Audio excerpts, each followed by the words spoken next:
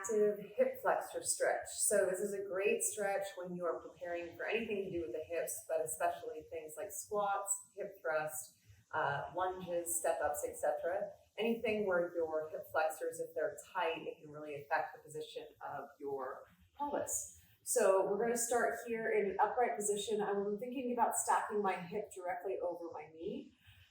My foot in front of me can be slightly in front because we're going to end up shifting forward. So hips are square to start. I'm going to think about tucking my pelvis under slightly as I get started here, and then slowly just shifting my hips forward a little bit, which gives me a little bit more of a deeper stretch in the front of my quad, also right at that hip joint.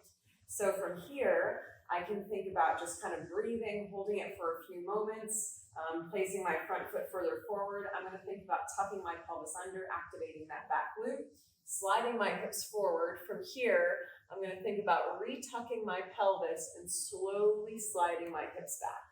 And then I kind of position my hips again here at the top, allow my hips to sink down a little bit further. I find that each time I do this, I'll have a little bit more depth that I can get with hips towards the ground.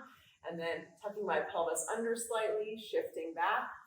Do it a couple more times, making sure I tuck under, engage the glute at the top, kind of keep that resistance, allowing my hips to sink down further. Breathing here, thinking about activating the glute. And that is our active hip flexor stretch.